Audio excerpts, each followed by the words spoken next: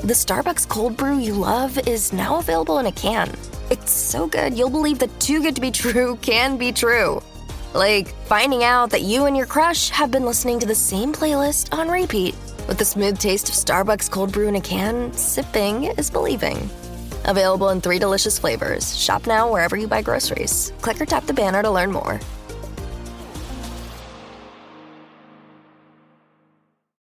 Your teen requested a ride, but this time not from you. It's through their Uber teen account. You drive your teenager around, a lot, to their friend Jacob's house, their other friend Jake's house, to James's, to Jaden's, to Jalen's, to... Mom? This is Jake's house, not Jacob's. Now with an Uber teen account, your teen can request a ride under your supervision. They'll ride with a highly rated driver, and with live trip tracking, you'll follow along the whole ride to their friends' houses that all sound the same. Add your teen to your Uber account today. See app for details. Bye, Mom.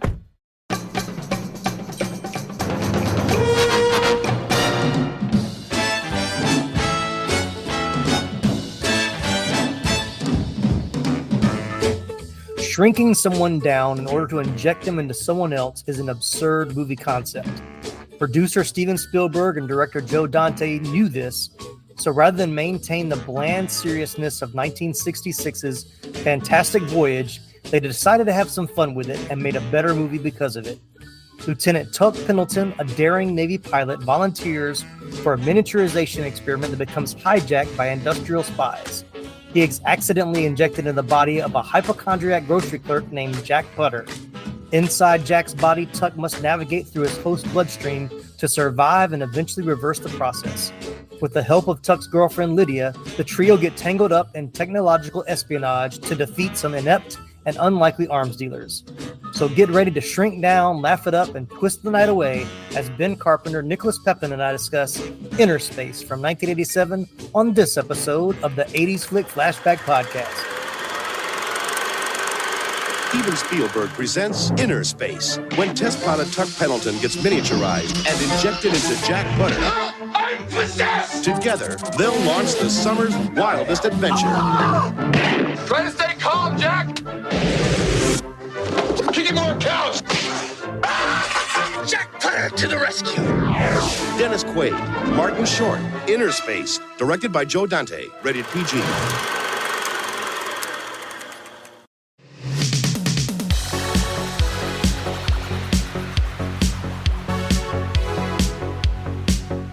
I'm Tim Williams, the mastermind behind the mic at the 80s Flick Flashback Podcast.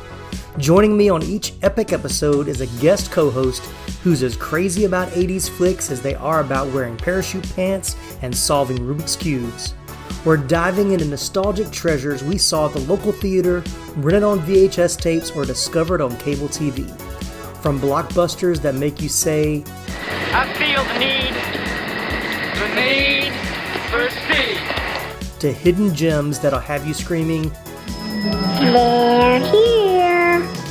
It's a blast to relive these old memories and share our thoughts on what made these movies so special. We reminisce about our first time watch experiences, share our favorite scenes, and even discover fascinating behind the scenes tales about the cast and crew along the way. Haven't hit that subscribe button yet? What are you waiting for? Come on, do it! On Apple Podcasts, Spotify, or your favorite podcast platform. And hey, while you're at it, be a pal and drop us a written review along with a 5-star rating to tell us what you think about us. The sportos, motorheads, geeks, sluts, bloods, wastoids, dweebies, they all adore him. They think he's a righteous dude. Take a day off and come hang out with us on social media. Just search 80s Flick Flashback on Facebook, Instagram, and TikTok. And don't forget to bookmark 80sflickflashback.com for more gnarly content.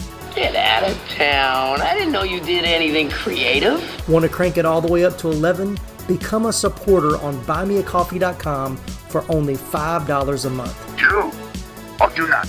There is no try. Click the link in our episode show notes, and while you're there, soak up the extra trivia and fun stuff that didn't make it into today's show. Thanks again for tuning in. Now, let's get right into today's episode. Welcome to the party, pal! All right, welcome in, everybody. So glad to have you on this episode of the 80s Flick Flashback Podcast.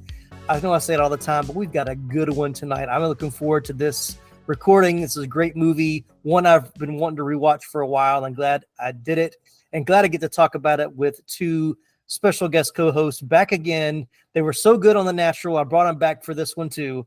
Welcome back to the show, Nicholas Pepin and Ben Carpenter. How you guys doing? Howdy. Well, Of course, Nicholas is from Pop Culture Roulette Podcast. Always good to have him on the show. And Ben Carpenter is one of our newest guest co-hosts who I met doing a play here in our little town. He's a thespian as well. Well, we try to be thespians, but community theater, we do what we can. yeah, But, we get by. Yeah. But let's jump in. Let's see. Nicholas, when did you see InnerSpace for the very first time? I have vague recollections of renting this one back when it came out. And then this is one of those that, and I'm sure we'll say this repeatedly throughout I'm disappointed that it's not more readily available and easier to find. Yeah. Because it's a really fun rewatch. What about you, Ben? I know I saw it in the theater. I don't have any strong memories of seeing it. I mean, I know I loved it as a kid, and watched it, over and over again on VHS, probably, for a few years after it came out, and then haven't seen it since then. So yeah, it was cool to watch it for the first time in probably 35 years. Yeah. Yeah.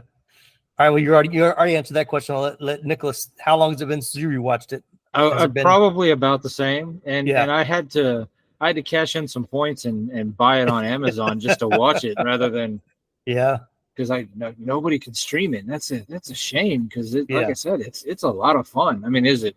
Well, we'll get there. Yeah.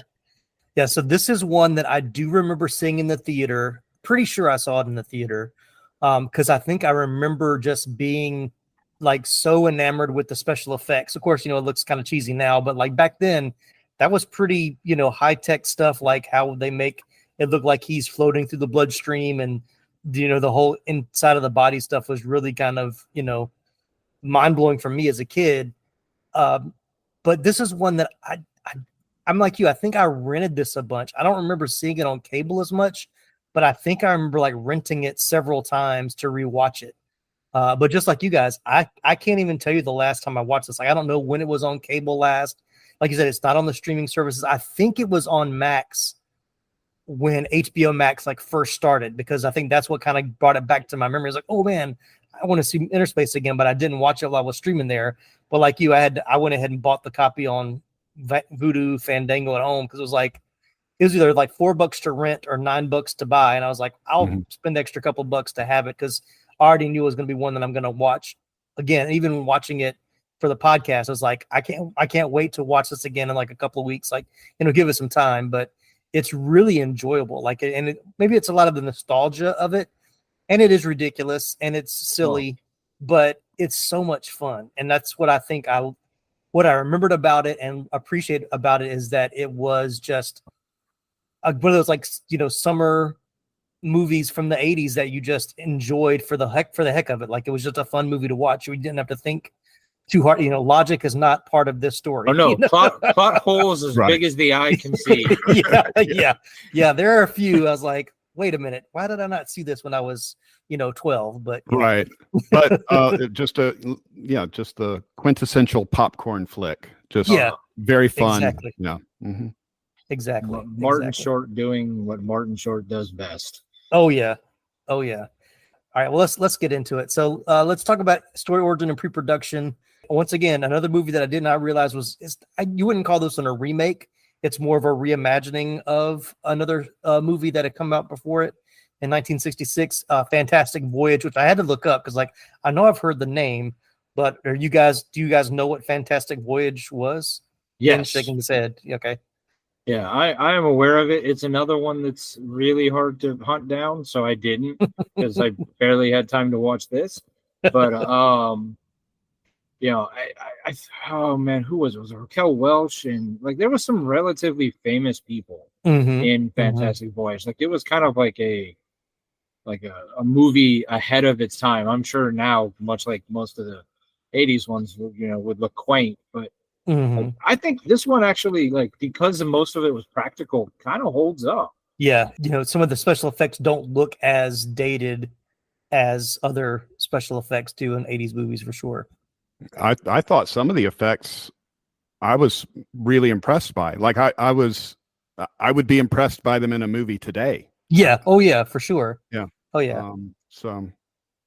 But yeah, I think I may have watched Fantastic Voyage probably because of seeing InnerSpace. Oh really? Okay. Yeah, I think I loved InnerSpace and wanted to see another movie like that, and maybe one time at Blockbuster grabbed a copy of Fantastic Voyage and watched that. So. I'm sure that one wasn't hard to catch in the store, like it wasn't right. like always. I didn't have to ask at the counter. Hey, you got another copy of you weren't hanging by the return select on what you got there. Right. No, he just returned it. Can you? Can you just go ahead and scan it in? Go ahead and scan it in. I'm first in line. Yeah. Now, so see the real way to do it is hang out outside the store and catch the people walking up to return them, and then you ask them what they got before they even put it in the slot to go in. That's smart, much smarter.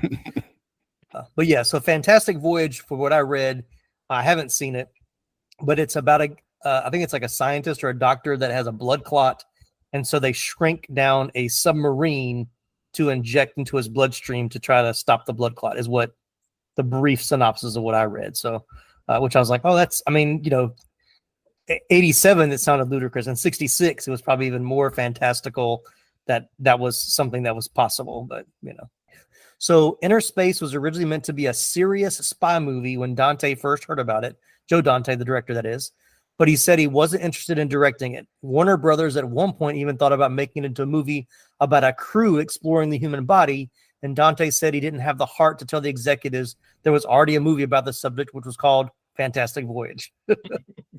But then a Jeffrey Boehm, who would later write the screenplay for Indiana Jones and the Last Crusade, rewrote the script and turned it into a comedy. Boehm described his script to Dante as Dean Martin being shrunk and then put into Jerry Lewis. And this got Dante interested in making the movie. The only thing was Steven Spielberg's production company, Amblin Entertainment, was already making the movie, and Spielberg wanted his protege, Robert Zemeckis, to direct it. Zemeckis, however, decided he didn't want to direct, and Dante said it was inherited to him as a result. Dante also said Spielberg would protect him from the studio and sometimes from other producers.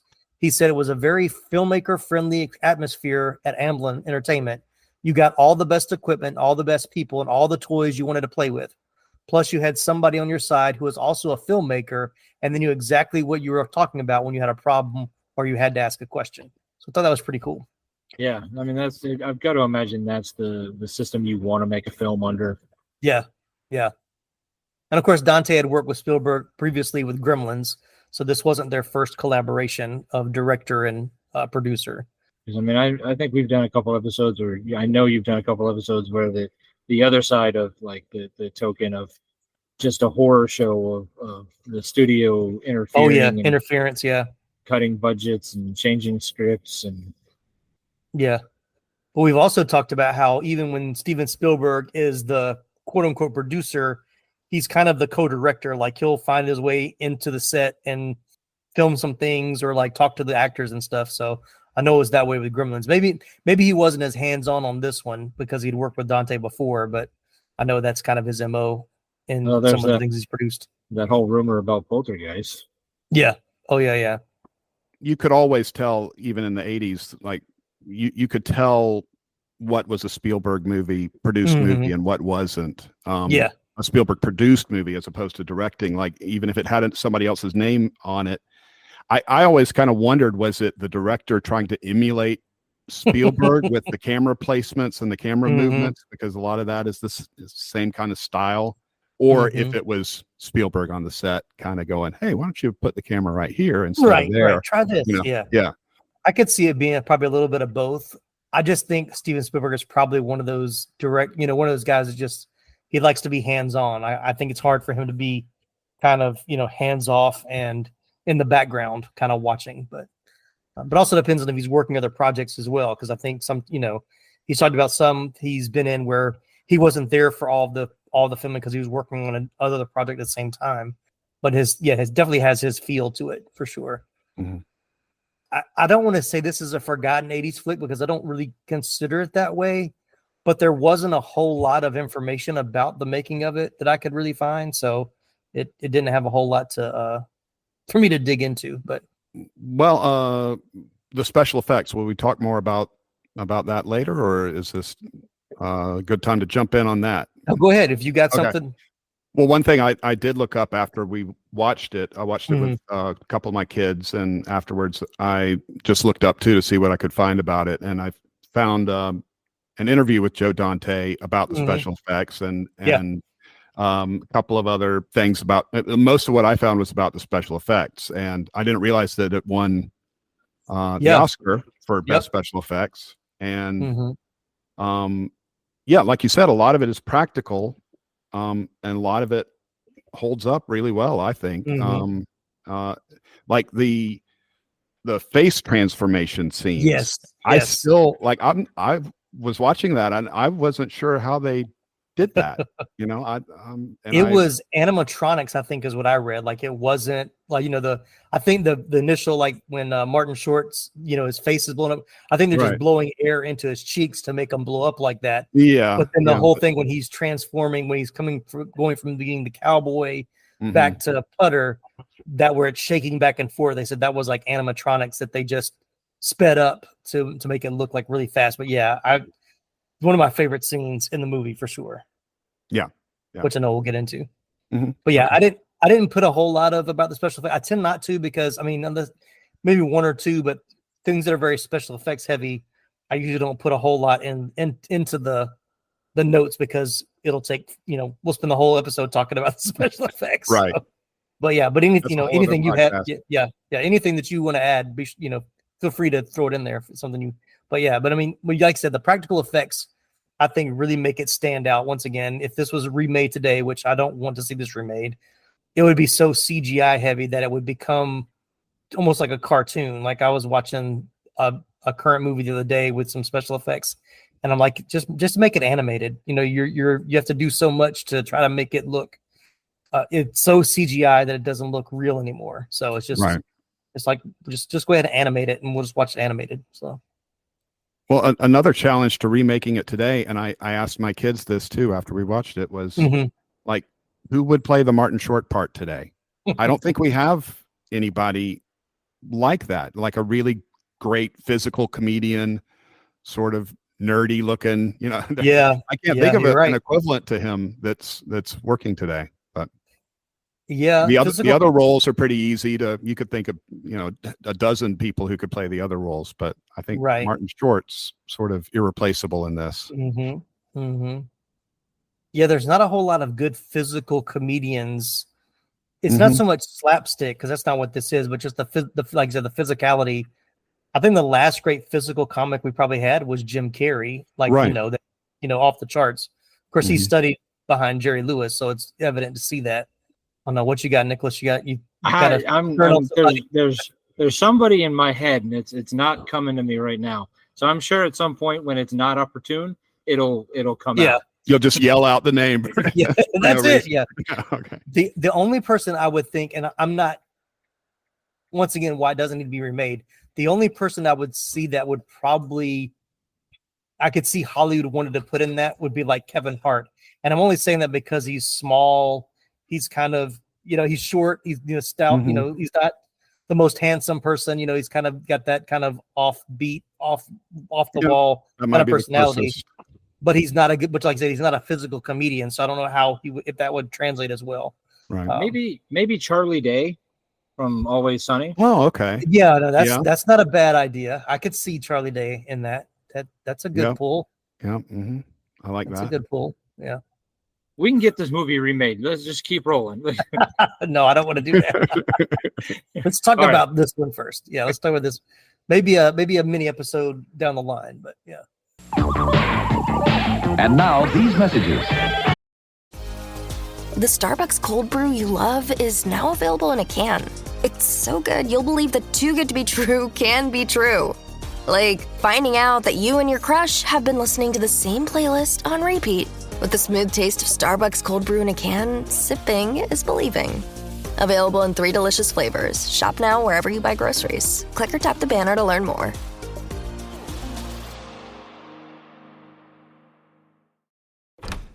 Sergeant and Mr. Smith, you're gonna love this house. Bunk beds in a closet?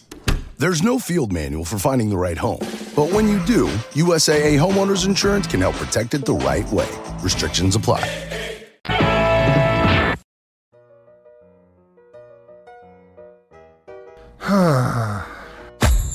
What seems to be the problem, pal? There's just so much pain in the world, so many issues. I don't think I can bear it. Hell, friendo, it sounds like you could use a dose of pop culture roulette. Pop culture roulette? What's that? Some sort of pop culture themed podcast or something? That's right, sonny boy. When hope seems far, dive into some PCR. But I already get my entertainment news from Variety. Huh, that's pretty good. If you're a chucklehead, PCR gives you news you need, condensed, unfiltered, and raw, from three nerds who know a little something about something. Wow, okay, sign me up. That's the spirit. Pop Culture Roulette. New episodes every Monday, available on all major podcast directories. What's up, dudes? I'm Jerry D of Totally Rad Christmas, the podcast that talks all things Christmas in the 80s. Toys, movies, specials, music, books, fashion, and fads. If it was gnarly during Christmas in the 80s, he's got it covered. Wait, is there a lot of things to talk about for the 80s and Christmas? Well, you got the movie giants like Christmas Vacation, Scrooged, and A Christmas Story. There are TV specials like Muppet Family Christmas, Claymation Christmas Celebration, and a Garfield Christmas special. Plus classics shown every year. You also jam out to Last Christmas, Do They Know It's Christmas, and Christmas in Hollis.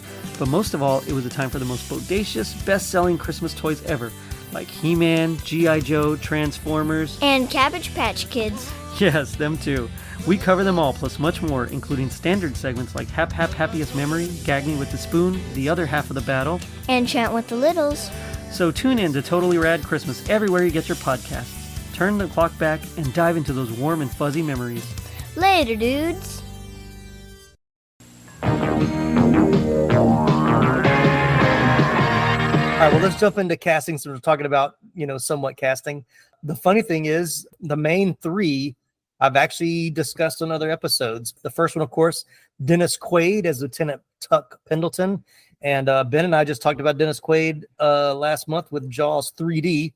Another solid performance from good old Quaid. Hopefully he wasn't as high on cocaine in this movie as he was in Jaws 3D. But he said Jaws 3D was his peak. So that was his peak, yeah. He was, I guess, at least on the road to recovery here. Right. He doesn't remember filming Jaws 3. That's how bad it was. Right. But anyway.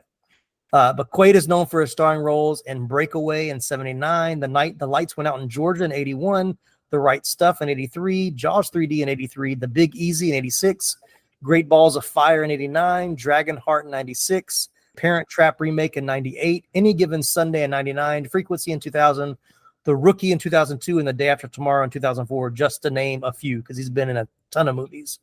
But they said Quaid's role was originally envisioned to be played by an older actor, but then they decided to make the character younger. And I did read somewhere that when they first started the script, they were trying to get Arnold Schwarzenegger and Michael J. Fox for the two lead roles. Michael J. Fox being inserted into Schwarzenegger. But it said Schwarzenegger wanted to do something more straight up comedy, and because this was action comedy, he didn't want to do it. And Michael J. Fox was just like, no. I don't know if it would have worked with those two. It Yeah, might have worked with Michael J. Fox, but it would have been a very different movie for sure. Right. Favorite Dennis Quaid roles? I don't know if I asked you that in the last episode, Ben, but Yeah, I don't know. I've always really liked him. I can't think of what's my favorite Dennis Quaid role. I mean, growing up, it may have been this one. He's just so he's got that swagger and just a cool guy. Right. I mean, other than being apparently a functioning alcoholic, he's just a cool guy. And I don't know. As a kid, I liked to watch him on screen a lot. So back then, it was probably this movie was my favorite Dennis Quaid movie. Yeah, I can see that. What about you, Nicholas? I don't know. I mean, he's just in so much stuff. It's so hard to say what is my. I mean, I really like The Rookie. Good baseball movie. I mean, I'm a huge baseball fan, and that one is really good. But I can't he's in so much. It's hard for me to say there's no one role that I think he's not been pigeonholed like certain other actors have. Yeah, I was gonna say that he's kind of like a lot like Kurt Russell, where he's been in so many different things, but you kind of forget because he doesn't always play the same character. Like he's very likes to transform himself into the characters he plays. So sometimes it's hard to remember all the movies he's been in because you don't recognize, you just don't recognize him, but you forget of how many movies he's been in.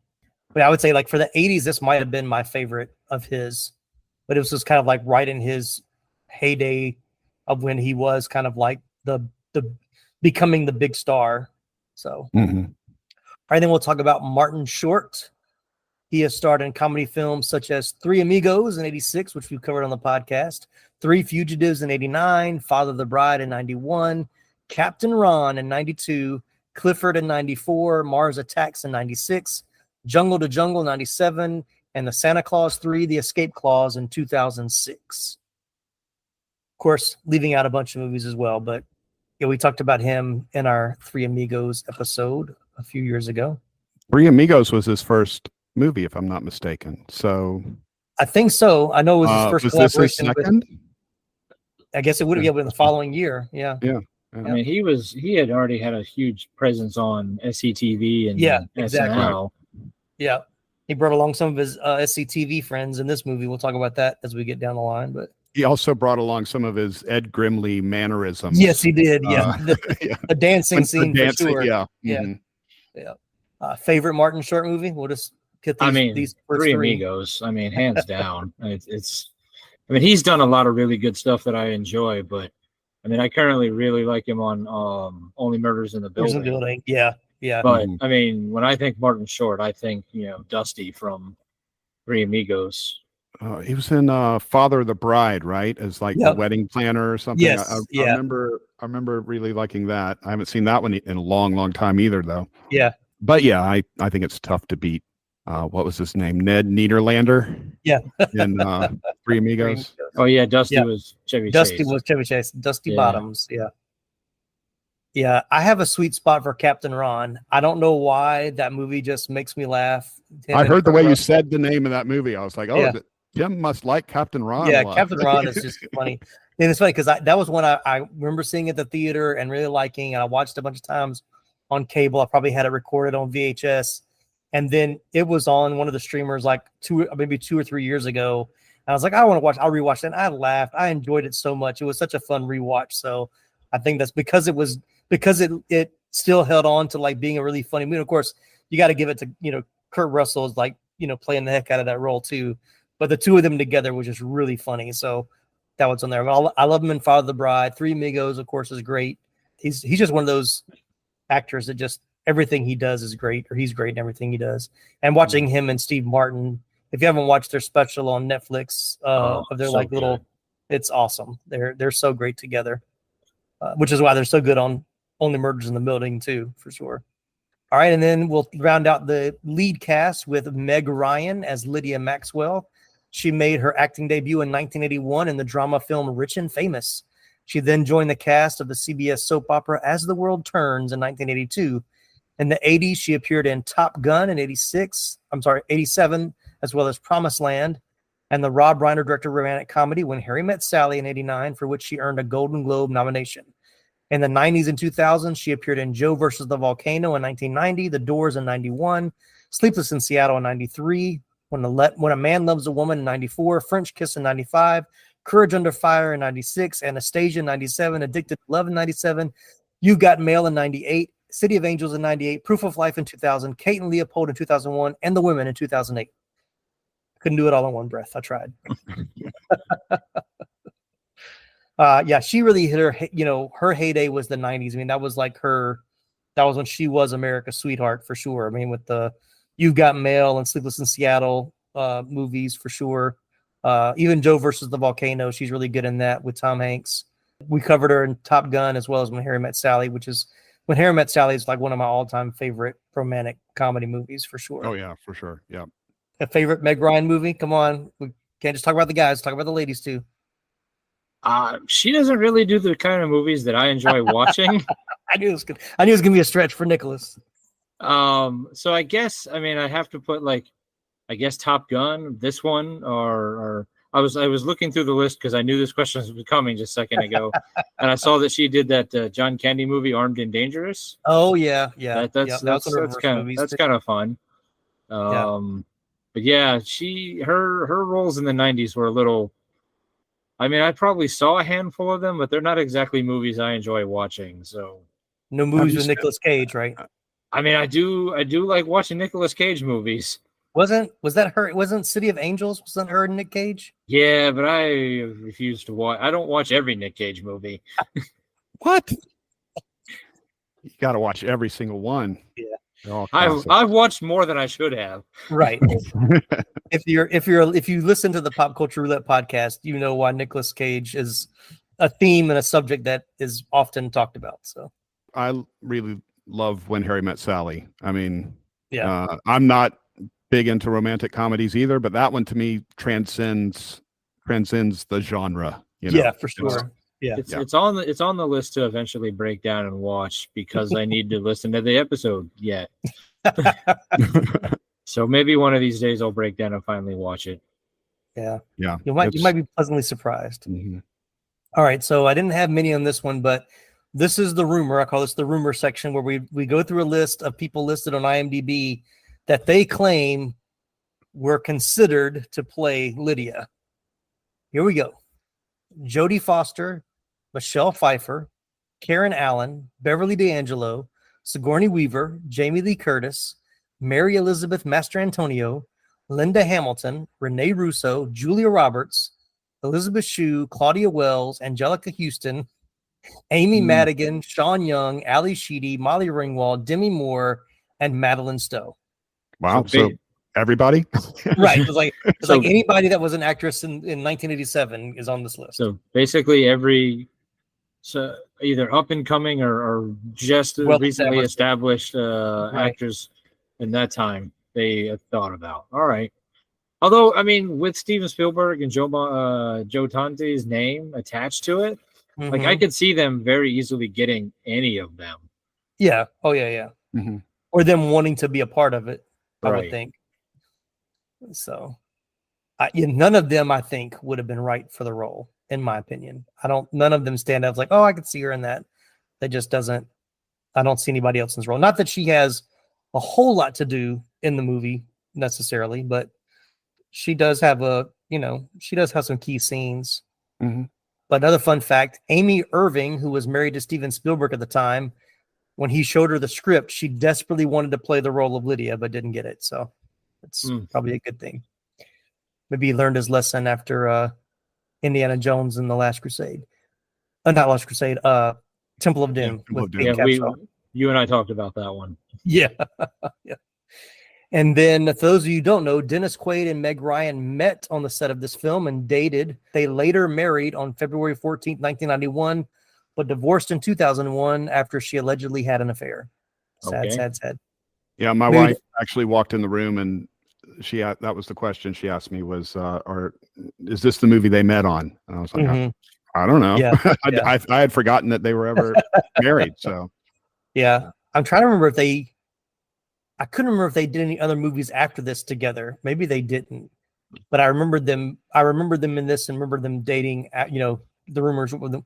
I was a big Entertainment Tonight viewer in my, high school years. So, or middle school and high school years. So maybe that's where I read about it, but there we go. That's our top 3. So now we'll jump into some of the supporting characters, and there are a lot, but I did very brief mentions here. So first, we've got Kevin McCarthy as Victor Scrimshaw, one of the arms dealers.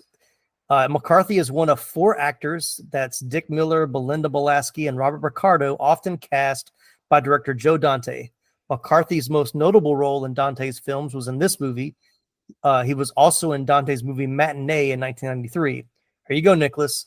In 1988, he played R.J. Fletcher, the antagonistic television station owner competing with Weird Al Yankovic's George Newman in the film UHF.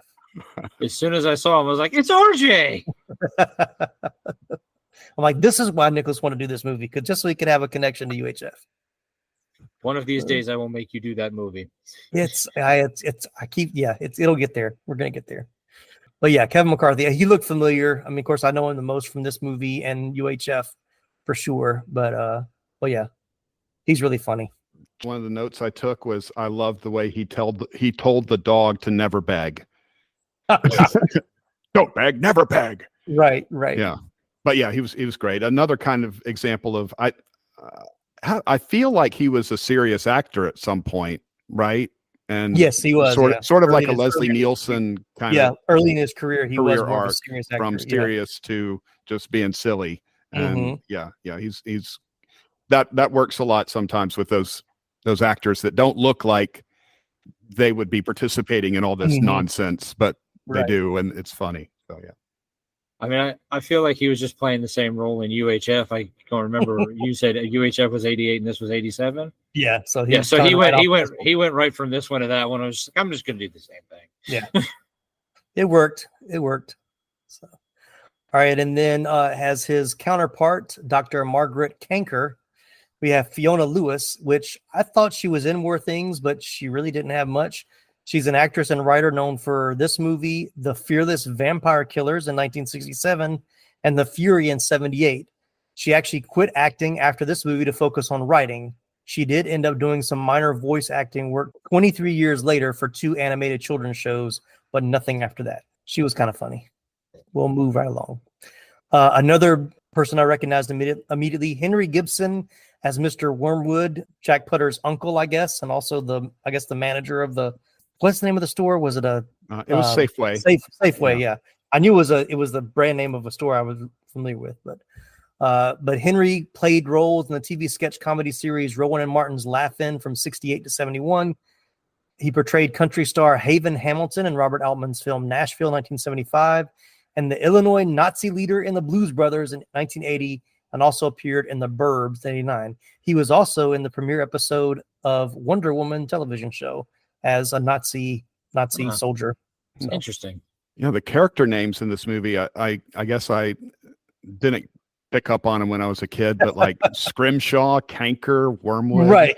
Just really Putter, even. So just really Putter, weird Jack names. Putter. It's Putter. Yeah, I love when they call him by the last name. It's Putter. So there were a lot of strange names in this movie. Speaking of strange names, just known as the Cowboy, we have Robert Picardo.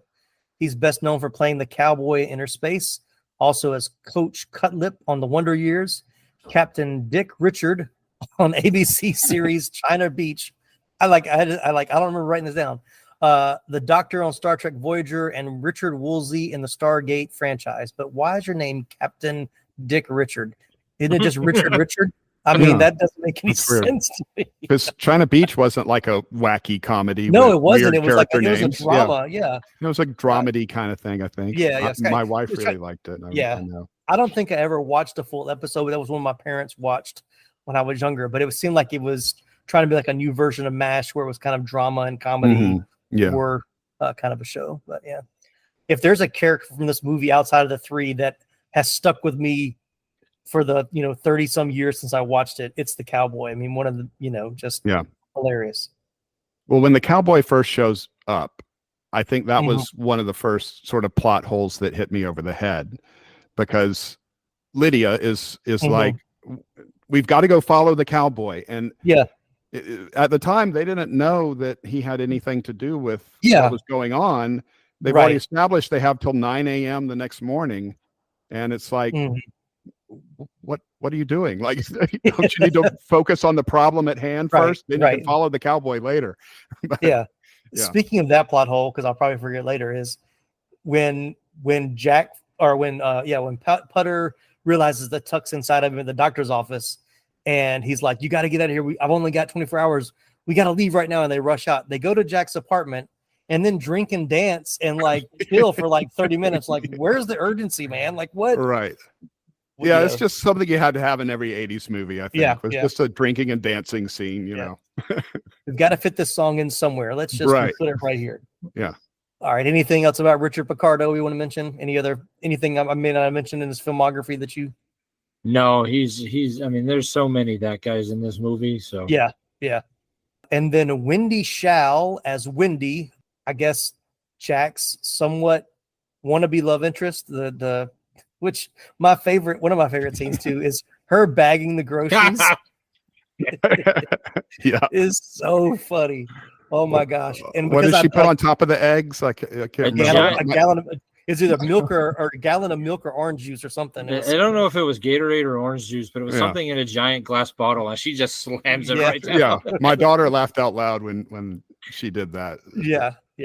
Great comedy bit right there. Yeah, I mean, my first job was as a bag boy, so that scene would always, I would think about that when I was bagging groceries. About right. Don't be windy. Don't be windy. Yeah, exactly. She's known for her work in Joe Dante films such as this movie, The Burbs, and Small Soldiers. Her other film credits include starring in films such as Where the Boys Are, 84, Creature, Going Under, and Munchies. She had many guest roles in TV series of the mid-'80s, most notably as Marilyn Kelsey in Airwolf. Since 2005, she has primarily worked in voice acting, most notably voicing Francine Smith in the animated comedy series American Dad.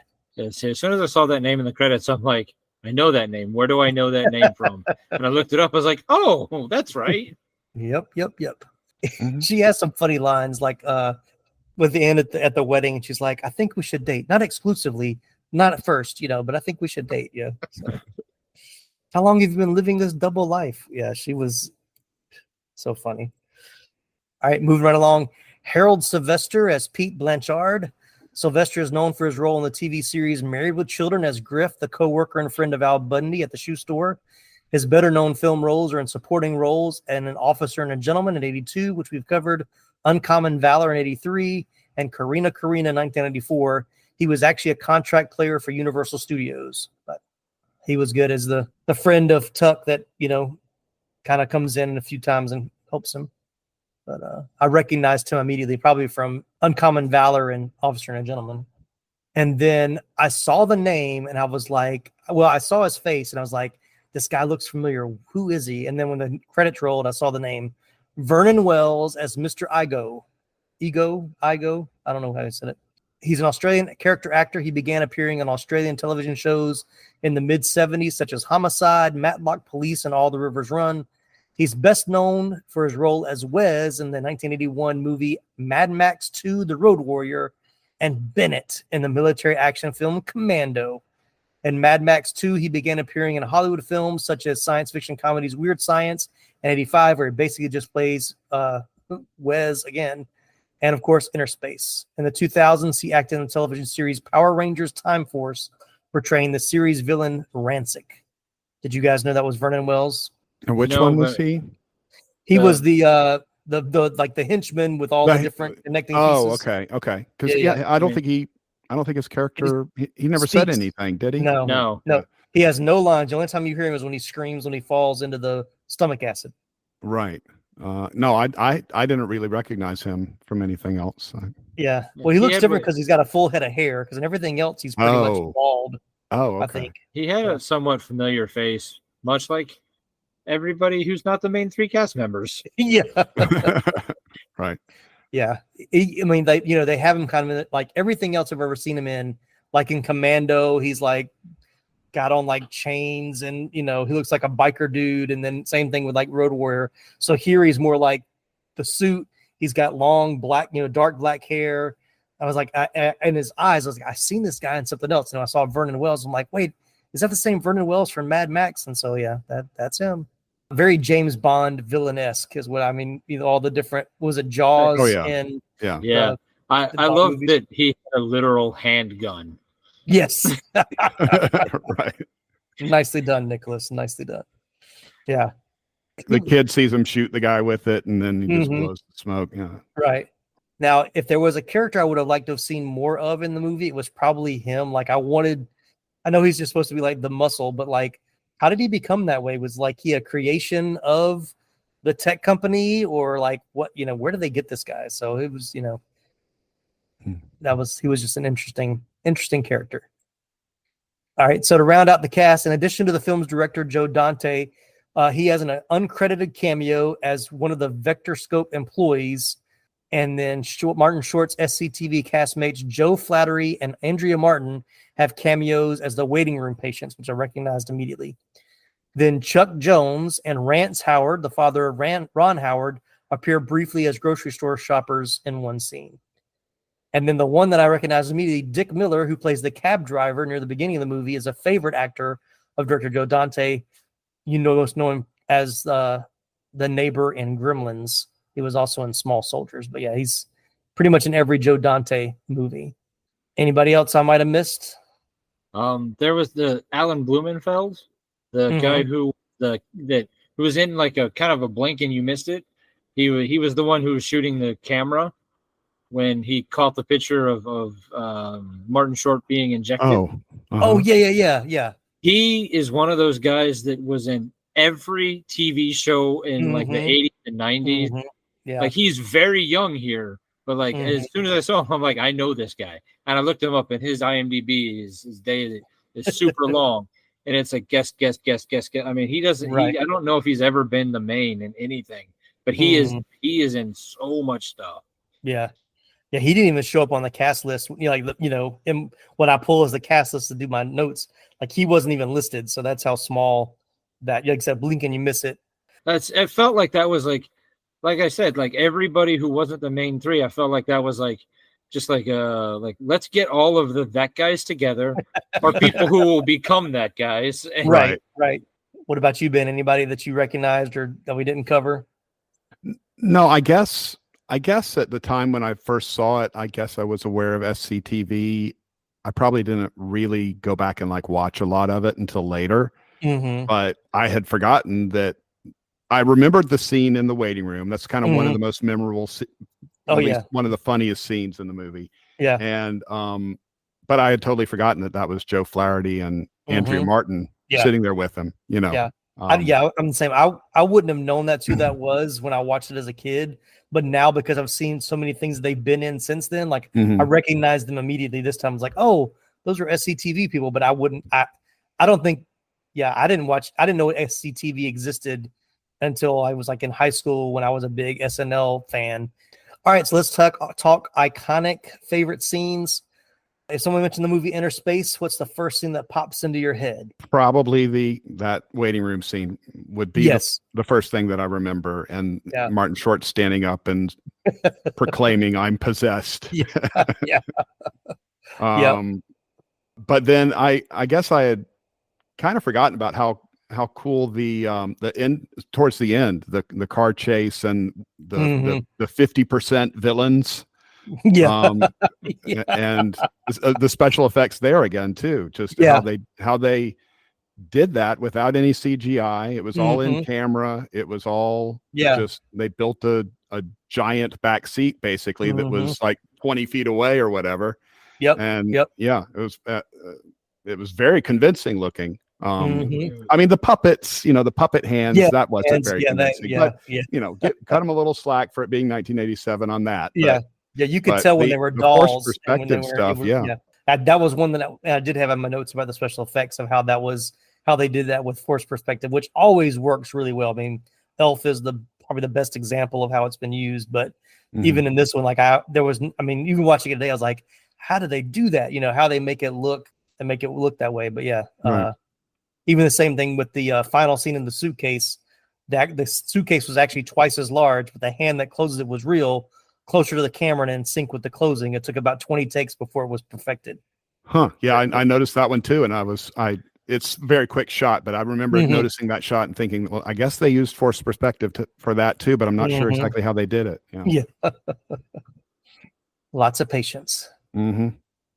So what about you, Nicholas? Iconic scene, or did we cover it? I don't know if there's any iconic scenes in this movie, just because it is unfortunately a forgotten. There's a lot of really, are you talking to me? No, do you the I can't remember how she put it, but like all of a sudden she looks and I was like, would you like to? Or good news, you're not demon possessed. They talk through you instead of to you. Yeah, I love that line. That was great. Yeah. The cowboy singing to himself, that was pretty funny. There's so much. Martin Short, just when he's before he figures out what's actually happening, like just where he thinks he's going crazy, and it's just, there's a lot of really good like one-liners, or like you don't catch them the first time, like you got to see it like a second time, and you're like, oh wait, Well, yeah, one example of that I'm sure I never noticed as a kid, but I noticed it this time. And I can't really, I don't really want to get into explaining why it was funny. If it's one of those things, if you get it, you get it. Right. But when Martin Short says, it's from The Exorcist. Yes. Yeah. I read that. Yeah. The, eat me or drink me is that what it's on the screen? Yeah. Yes. No, not that. It's Alice in Wonderland. But why did you think it was Exorcist first? Well, if you know, you know. Yeah. We'll leave it right there. We'll leave it right there. My iconic scene was going to be the waiting room. The I'm possessed is probably the one that I think of, like that whole exchange that they have there. But I love all, like, any of the scenes of Tuck, like it's showing the pod moving through the body. Like that stuff was just so, those visuals are so cool and so well done. And I love how, I mean, once again, plot holes, how he gets from one part of the body to the other part of the body so quickly, you know, all that kind of stuff. But isn't cutting a hole in a blood vessel, wouldn't that be a massive internal problem? Bleeding? Yeah. And the switching bodies just by kissing twice. To me, as I remember seeing it in the 80s and never bothered me a bit. I just thought, okay, well, that makes sense. Makes perfect sense to me. Yeah. Now it's a little bit of a stretch, but yeah. Again, it's just a fun movie, so you overlook those things when you're having fun. Yeah. So, any other favorite scenes we want to talk about? It's not so much a favorite scene, but it's something we definitely need to talk about. Okay. Ozzy, when he escapes the lab and he's running and just running from the car, gets on a bike and becomes better than any Olympic level bike rider ever. Yep. And then he jumps over that fence for a minute and he's clinging to the fence. I mean, very athletic scientist. Right. Yeah. I mean, he was real good, for being a scientist. Right. I don't want to forget about this. Let's talk about this and we'll go back to favorite scenes, but the use of robotics, especially at the beginning and the end, like it picking up the chip and moving things around. One of my favorite things is I loved at the beginning how you're watching this slow process of it picking up the pen and then it moving into different places. And then at the end, when there's a time crunch, the one scientist is like, just forget it. He picks it up and puts it in it. It shocks him. Thanks for telling me, like that. That scene I remember that making me laugh as a kid, but I appreciated it more now. Cause like, why does it have to use the arm to pick it up and do it so slow and precise? It's like, could you just do it with your hand? So I didn't know if that was a way for them to kind of like tongue in cheek, make fun of the modern technology. Like it looks cool, but it's not really as practical. Fast as effective, practical as you want it to be. But but I think that goes back to like, Short Circuit had already come out at this point. Like robotics was so big, and they did, of course, the birthday robot in Rocky IV that everybody hates. But robots were cool in the 80s, so you had to have some of the robotics in there. But my other favorite scene, which I love watching today, and it's more of an action sequence or that kind of scene. But when Jack Putter's trying to get from the frozen truck to the convertible when Lydia's driving, like that whole sequence of him trying to step over. Of course, you can tell which is the stunt man, what's not, but still really well done. And a lot of it, and some of that was like, that was really Martin Short there. Like that wasn't, stunt double. And so once again, the practical effects. Now, one thing I did notice this time, there's one shot of kind of a close up of him. And if you look at him holding the door, he's wearing a glove, but they made it like a flesh covered glove to like it's a hand, but you can tell it's like an actual glove that he's holding onto the door with, not using his bare hand, which probably smart and probably safe too. But HD, you can see that stuff a little bit better nowadays than you probably could in the 80s. Right. But yeah, that was still one of my favorite like action scenes. Any gross out scene, like I don't know about you guys. I'm not a big anatomy, science is never my favorite, but any of the internal scenes, like would it have grossed you out as a kid, or did it gross you out now, or was it just cool, like watching him float through the red Cheerios of the bloodstream? Right. the stomach scene may have grossed me out, I think, as a kid. Watching the sort of roiling ocean of stomach juices. Acid, yeah. Given what they could have done or things that they would probably do in today's day and age, like there wasn't really like any sort of like gross out body humor, which was surprising. And like I was even noticing when I was watching it again, like when the random group of people break into the lab, instead of shooting everybody, they're just spraying them with, I'm guessing, knockout gas. Mm-hmm. Okay. Yeah. Like it was like, this is really kind of tame in comparison. Yeah. Well, this is after, PG-13 was out at this point, and this was a PG movie. So I think they wanted to keep it in that kind of family friendly summer kind of a movie. So yes, that was probably a planned decision of like not having a lot of gun, a lot of blood. Like I think probably like you said, the grossest part to me was the stomach acid. And of course, once the, Mr. Ego gets dropped into it, then he becomes like this skeleton in the stomach acid, which is even today I was like, oh, that's, I'm not totally freaked out about it. It's still kind of gross. But, and then when, when Putter says, oh, it's my ulcer. And then you see like this, looks like blood just splattering up out of the stomach acid. I was like, maybe as an adult, I'm like, oh, is that really what it looks like if you have an ulcer? Right. Yeah. I don't ever want one of those, but yeah, that was pretty wild. But yeah, but it is, I mean, like I said, it is a very tame movie, especially compared to what would be made today. But even for 87, with PG-13 being out at that point, they could have gone, a little bit darker if they wanted to. But I think they wanted to keep it really light and more of a funny, keep it on the comedy side. So they made it a little lighter, I think. Yeah, there's definitely not. It stays within the family friendly boundaries, but there's a couple parts where they sort of very subtly push it a little bit. Yeah, a little bit. Yeah. With it's from The Exorcist line, yeah, and the line when or the scene where Martin Short goes into the restroom, and he's talking to Jack. Yeah. I mean, talking to Tuck. Yeah. But of course, the other person in the restroom doesn't know that he's talking to a little man inside his body. Right. Assumes something else. So yeah. All right. Any other scenes we want to talk to before we get into trivia? Only because we slammed so hard on the opening credits of Lady Hawk. I feel like I have to bring up the opening credits of this movie. Yes, very well done. I thought the opening credits for this one was really cool. Like how it was like zoomed in, like kind of almost like hinting at what we're about to get into. Because it's doing the microscopic in the ice and coming out, and like it was really cool. Yeah. Well, I think I know as a kid, like I didn't know what that was. I didn't know what we were looking at. Like, what is that? What are we looking at? It looks cool, but what is it? And then you sort of, is that ice? And right then the scotch or whatever pours into it, and like, what it is. And now these messages. Are you a fan of movies and TV shows inspired by comics? Ready for a podcast that dives deep into the thrilling world of adaptations? Well, look no further.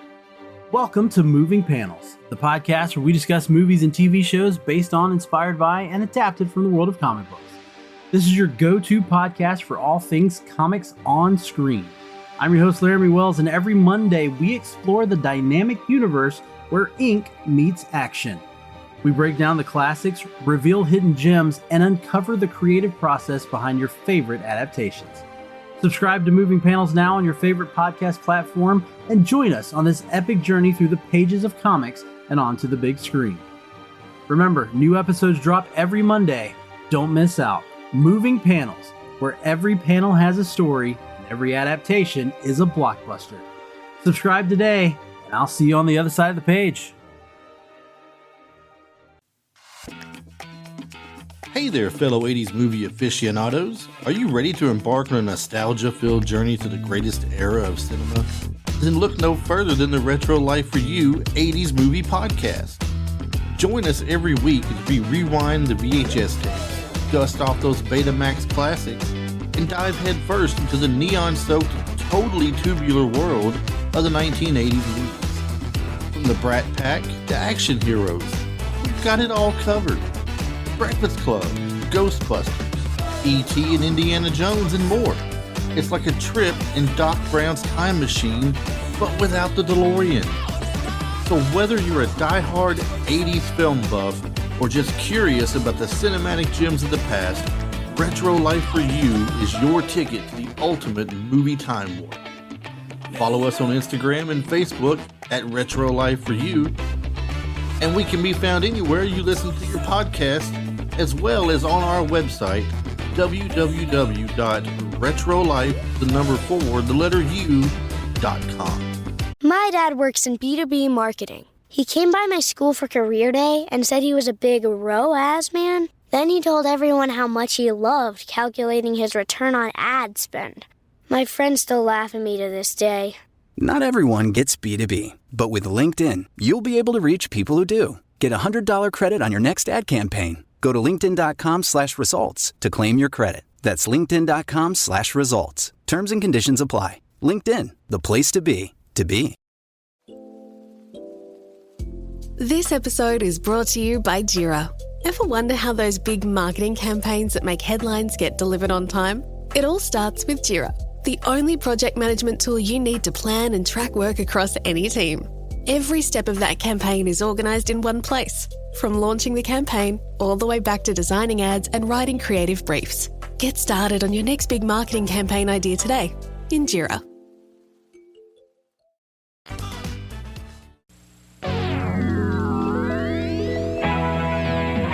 All right, well, let's jump into trivia. The license plate on Mr. Igo's car is Snap-on, Snapon. This is a reference to Snap-on Tools, an automotive mechanic tool that features a snap mechanism for different attachments, similar to his hand. They still have Snap-on Tools? Oh, yeah. Those trucks show up to the shop every week and try to get me to spend money I don't have. Snap-on, Cornwell, Matco, you name them, they all show up. For those that don't know, Nicholas is a mechanic by trade, so I knew he would know that answer. So this was another cool scene that we didn't talk about, but this is kind of another, maybe not special effects, but just how they movie magic. So when Jack turns into or changes his face to look like the cowboy, and Lydia sees him and doesn't realize it's him, she runs into the bathroom. That's all like one continuous shot. Mm-hmm. So Robert Picardo had to do quite a bit of work. After Putter had been changed, we see Lydia asking how he got into the room. The first time Robert goes off screen, he's actually rushing behind camera, tearing off his breakaway clothes and getting into the bathtub. Meanwhile, a stand-in moves into frame from the left, who is seen from the back. A makeup assistant is behind a fake wall at the head of the bath, having just changed the Putter wig to the cowboy wig. There's something about seeing that and knowing they actually... I mean, I when I watched it, I thought, oh, that's cool, because I knew they didn't CGI it, and they didn't. Right. Like I just thought, like I knew that that must have been what they did. Is like he changed real quick, ran into the other room, got into position as the other character. So like, it's impressive. The stuff that they had to do to get around the limitations of the time technologically. Yeah. And then we both talked about renting this movie. This was one of the very rare VHS releases to be in widescreen back in the late 80s, which I can appreciate. People took it back and said, why does my screen have black bars at the top and the bottom? Something's wrong with my video. But as a film school student in the early 90s, like I spent most of my time explaining to family members, no, that's how you want it. You are seeing the whole picture that way. Right. No, I'm not. The top and bottom are cut off. No, they're not. The good old days. So I'll end trivia with this quote from Dennis Quaid. And talking about the movie, he said, "It's a dumb, stupid comedy, which is exactly what people need in the summertime. It's very idiotic, and I love it. We encounter every dumb, stupid cliche in the book. Leave your brain at the door, and you'll have a good time." Accurate? I would agree. Yes, stamp of approval. Yeah, it's like he's one of the few actors that knew what kind of movie he was making and embraced it. I think that was good on his part. All right, well, let's jump into box office and critical reception. The first cut was overwhelmingly positive by the crew and Warner Brothers executives. They were very excited to release it and hoped it would be their biggest movie for the studio, as was the case with Joe Dante and Steven Spielberg's previous collaboration, Gremlins, in '84. So it was released in North American theaters on July 3rd, 1987, Independence Day weekend, but only debuted at number 3. It couldn't beat Dragnet and Spaceballs in their second week, even though it played in more theaters.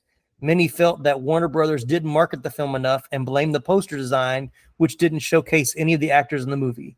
It was considered a box office failure, but thanks to VHS, it became an instant cult classic. I get why it didn't beat one of those two movies. Yeah. Spaceballs, I could see that one. Yeah, but Dragnet, yeah. Again, I guess I didn't pay much attention to that as a kid. Like I just know I went to it and I liked it. But so I was kind of surprised to learn that it didn't do that well. In theaters. I guess, like you said, I guess it was one of those that built up a little bit of a reputation on at least for time on VHS. Like you also pointed out, I guess it somehow lost that again at some point, since it hasn't really been available on streaming or anything like that since then. I don't think of this as a bomb. Like I've never heard it mentioned as like a box office disaster. Like I don't think it was a disaster. Just don't think it did as well as they had hoped. It's disappointing. Yeah. Yeah. I did read something where they were talking about, this was right at the time when VHS was kind of like hitting its peak, and saying that, because you had people that would have the video and they were like, oh, you've got to watch this movie, and it would be passed from house to house. And that's how it kind of became more popular based on word of mouth once it was on video. Even though Joe Dante said that he felt like this was one of those movies that had to be seen in the theater to really enjoy all the way. He said any of the previews they did, like people laughed throughout the whole movie in a full theater, and he felt like it wasn't going to get that same reception at home. But it obviously did. It still did really well for VHS. But I don't know why it's not as popular as other movies of the time. But I think it's one of those where, like, if you mention it in a conversation with someone our age, I'm almost certain to be like, oh, I love that movie as a kid, or like, I forgot about that movie.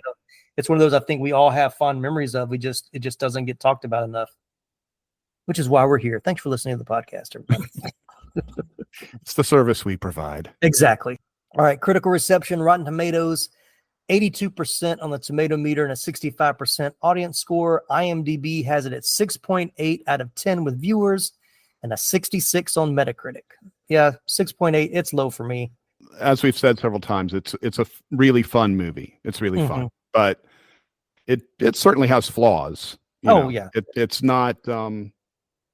not perfect, and there are some things that you kind of, it's kind of one of those where there's a little bit of that feeling like, oh, it's almost there. It's almost like a real classic. It's got some elements that are so well done and are so different from a lot of other movies at the time, but there's a few things here and there that I feel like kind of hold it back from being, as great as it could have been. But I'd put it around a 7 for me, maybe a 7.5. And like that's just like the sort of, again, like that's the film school student in me talking.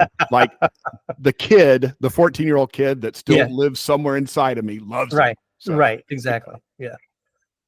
I would give it a solid 7, but with a high rewatchability scale. Yeah.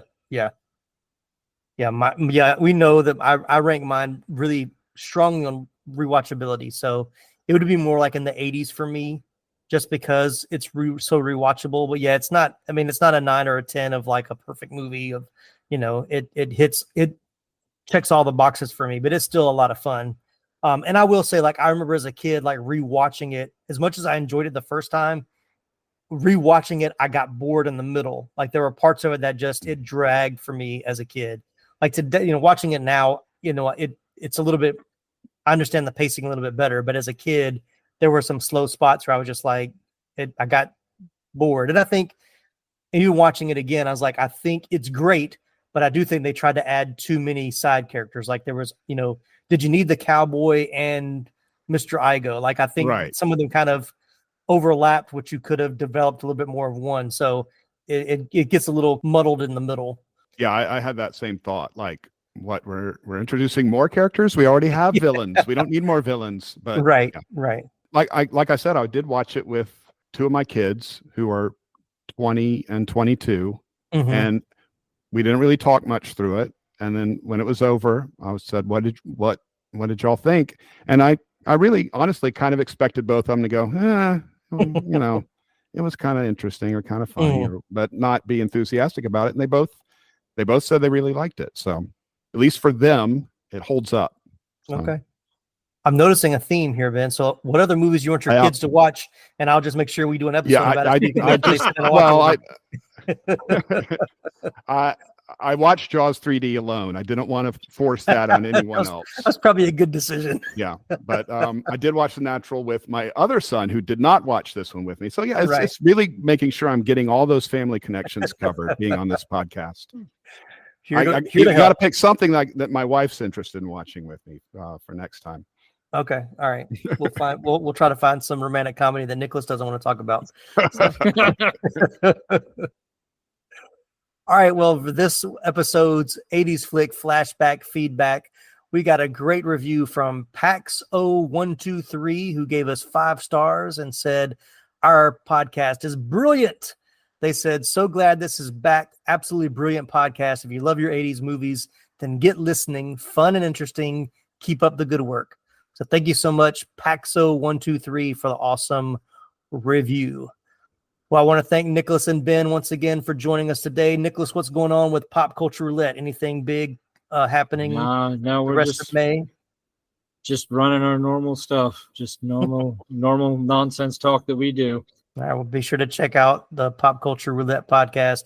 Always a fun time listening to them, especially if it's a bracket episode or just talking about whatever they want to talk about for 2 hours. Oh, come on. We don't do that. It's only like an hour. Most of the time. No, you're right.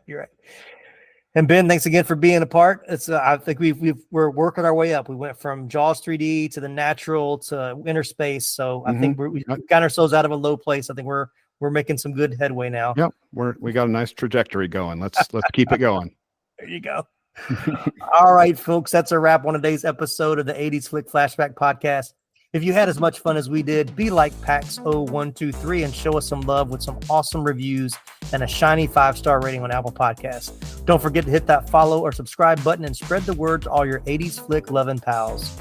Want to chat about your favorite flicks? You can reach out to us on Facebook, Instagram, and TikTok. And if you're feeling super cool, why not support the show over at buymeacoffee.com? Even as little as $5 a month makes a big difference. Plus, you can totally rock some of our killer 80s flick flashback gear like Nicholas did on our social medias.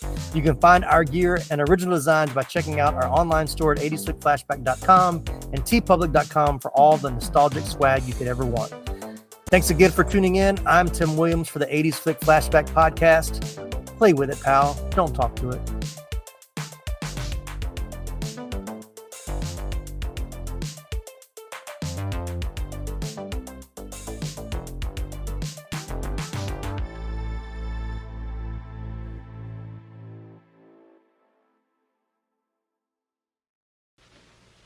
You're still here?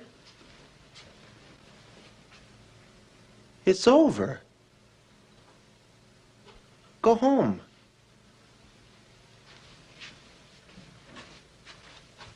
Go.